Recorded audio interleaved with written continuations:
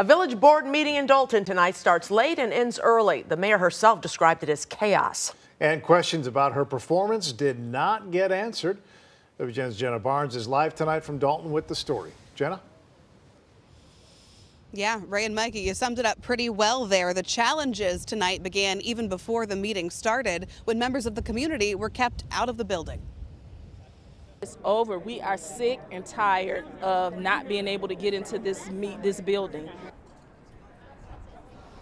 The regularly scheduled Dalton Board of Trustees meeting was supposed to start at 6:30.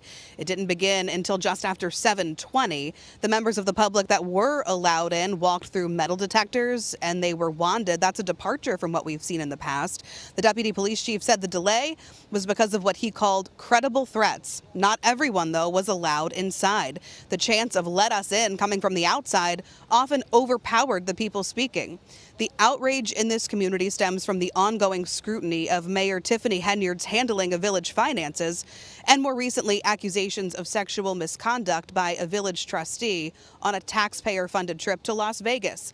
Tonight, some of the other trustees who were calling for an FBI investigation into the mayor's spending were planning to override her veto of the resolution calling for just that. But the meeting didn't even get that far. Those trustees who don't support the mayor moved to postpone the meeting because of all of the people who were stuck outside. Well, the meeting was adjourned because we have to have enough space. So we have to. The Open Meetings Act requires that that we have enough space for everybody to get in. Because of that, I feel we have a lot of outrage going on out there, and we want to be able to provide the space to people that they are looking for.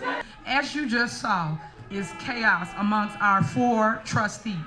They didn't come here to handle the business. They came here to do a political theater stunt, which you just saw.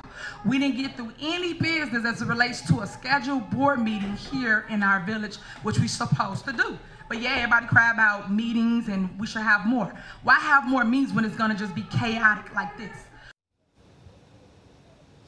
You could see there, even after the trustees left, the mayor continued with the meeting. And then the deputy police chief announced there was a safety issue and police began clearing the room, effectively ending the meeting. The trustees say the meeting will be held next Monday, a week from tonight, at the Park District, which is a larger venue, and it can hold more people.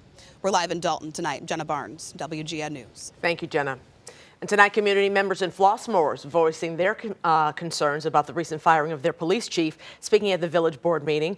2 weeks ago, the board officially terminated Jarrell Jones's contract, Mayor Michelle Nelson breaking a 3-3 trustee vote. A week prior to that, Jones filed a federal discrimination lawsuit against the village of Flossmoor and the village manager.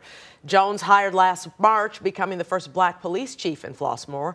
The mayor saying Jones's firing is performance-based due to what she called a, quote, serious operational and administrative lapse under his watch, but has not released any additional information. The community calling for more details as to what